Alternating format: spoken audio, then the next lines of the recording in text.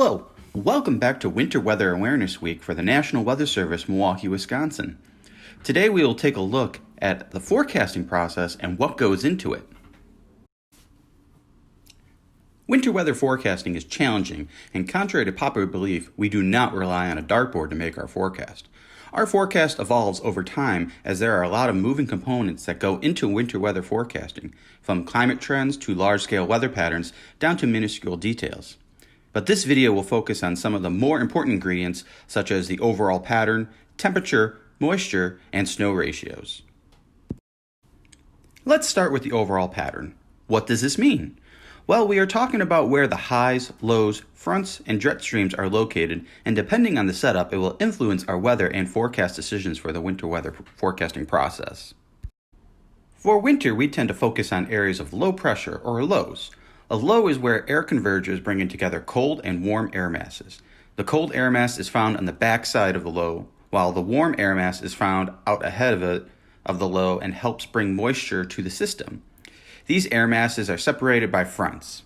The strength and track of the low will determine how much snow, ice, and or rain an area will see with the system. Snow is the most common on the north and west of the center of the low, and if cold enough, along the cold front, while ice and wintry mixes are more common along the frontal boundaries and or near the freezing line. For Wisconsin, our biggest snowmakers tend to be the lows that come up from the panhandle of Oklahoma or Texas, or the ones that come down from Canada. With northeast winds on the backside of an exiting low, we can get significant amounts of snow from lake effect off the lake.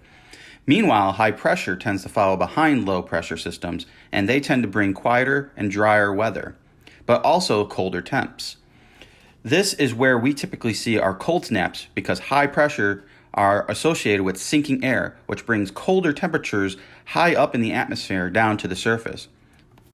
After determining the overall pattern and track of a system, we then focus on the finer details like where the freezing temperatures are located and how much moisture is available. Let's start with temperatures.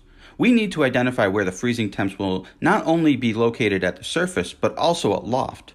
One of the biggest forecast challenges is determining where the freezing line sets up.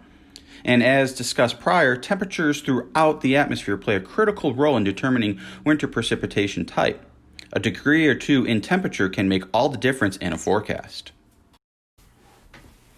Another challenging aspect to winter weather forecasting is figuring out where and how much moisture there will be.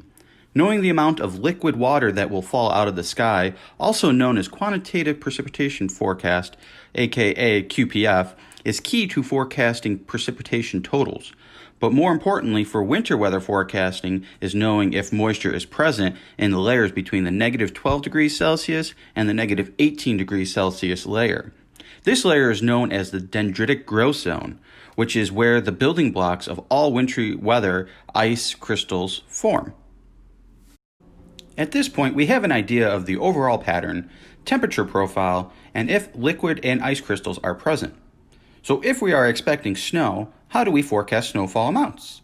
Well, we look at something called the snow to liquid ratio, which is one of the more difficult parameters to pinpoint. In other words, the snow ratio tells us how much snow there would be given 1 inch of liquid water. For example, a 12-to-1 snow ratio would mean for 1 inch of liquid water, there would be 12 inches of snow. Higher snow ratios greater than 10-to-1 tend to be associated with our drier, lighter, white, fluffier snows, while snow ratios below 10-to-1 are more associated with the heavier, wet snows. But snow ratios vary from storm to storm and can vary from hour to hour, which makes this one of the more challenging aspects of winter weather forecasting. So there you have it, a quick guide to some of the more important players in winter weather forecasting process. Be sure to check out part 2, which will discuss applying this data and the challenges of the forecasting process. Thanks for watching.